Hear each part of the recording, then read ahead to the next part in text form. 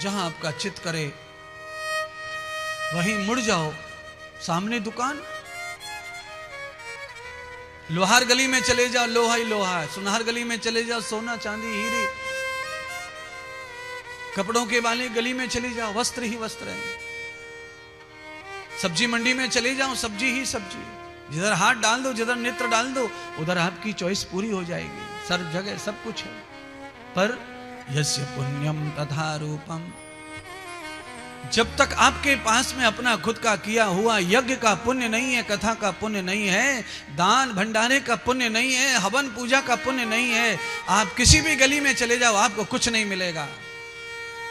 आपके पास पुण्य का खजाना होना चाहिए। अर्थात आपकी जेब में रुपया है तो आप जिस बाजार में जाएंगे सामान कहीं भी मिलेगा आपको, परिचय हो या ना हो। पैसे होने की वजह से दुकानदार से परिचय होना जरूरी होता नहीं है। अच्छा बोलो, आपके हाथ में टिकट होता है तो टीटी को मामा जी कहना जरूरी है? कोई बोलो। आपके हाथ में अगर पहले से टिकट मौजूद है तो आपको टीटी को अंकल कहना जरूरी है? टीटी को पहचानना जरूरी है? नहीं। आपके हाथ में अगर बैलेंस है, टीटी है, आपके हाथ में टिकट है, तो आपको टीटी से कुछ भी गुलामी करने की जरूरत नहीं है, कुछ भी डरने की जरूरत नहीं है, प्यार करने की जरूरत नहीं है, नफरत करने की जरूरत नहीं है। आपका टिकट ही आपका सर्वस्व है इस जगह।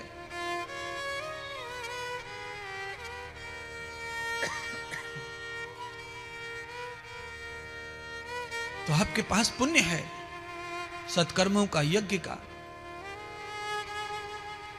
और जब आपके पास में महारुद्र का यज्ञ का पुण्य होगा तो आपको यमदूत को कुछ दिखाना नहीं पड़ेगा। यमदूत आपको टोक नहीं सकता, रोक नहीं सकता।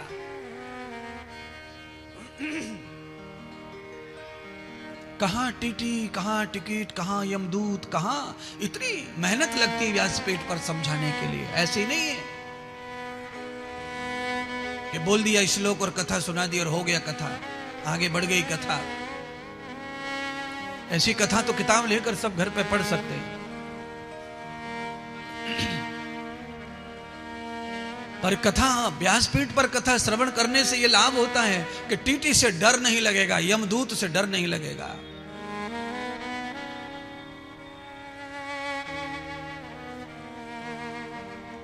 आपने कोई हादसा कर दिया, गाड़ी चला रहे थे, आपके पास लाइसेंस भी है, पर एक्सीडेंट हो गया, तो कानून आकर के सबसे पहले आपसे यही पूछता है कि लाइसेंस है? बाद में क्यों टक्कर मारी, क्यों एक्सीडेंट किया, क्यों ये किया, क्या किया, वो बाद में पूछेगा। पहले सबसे पहले लाइसेंस दिखाओ।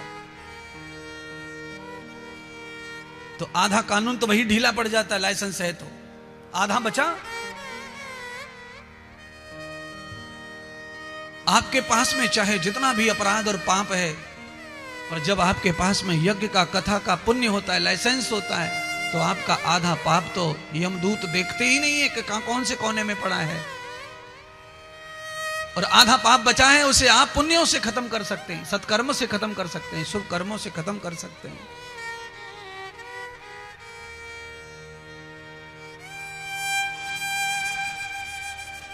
सौनक आदि ऋषियों ने प्रार्थना करके चरणों में बैठकर कहा, गुरुदेव आप जो व्याख्यान सुना रहे हैं वह मुझे श्रवण करना है, हमें श्रवण करना है। भगवान श्री सूत जी ने कहा, तिष्ठम कृतम दर्शिताम प्रबद्धते सर्वः। सब ऋषि महर्षि बैठ जाओ, आसन बना लो और कथा श्रवण करो।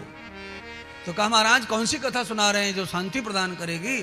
तो सूत जी ने कहा, इस समय शिव कथा चल रही है, 18 पुराणों का व्याख्यान चल रहा है, तो शिव कथा का इस समय प्रारंभ हो गया है। और शिव कथा श्रवण करने से निश्चित कल्याण होता है।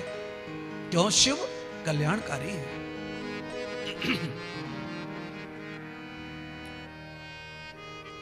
सब देवता अपना अपना काम करते हैं। शिव का काम कल्याण करना है तो शिव कल्याण ही करेंगे। पालनकर्ता भगवान श्री नारायण है, जन्मदाता भगवान ब्रह्मा है, शिव कल्याण करता है। तो आज तो हमारा सौभाग्य है कि हम शिव कथा श्रवण कर रहे हैं महाराज।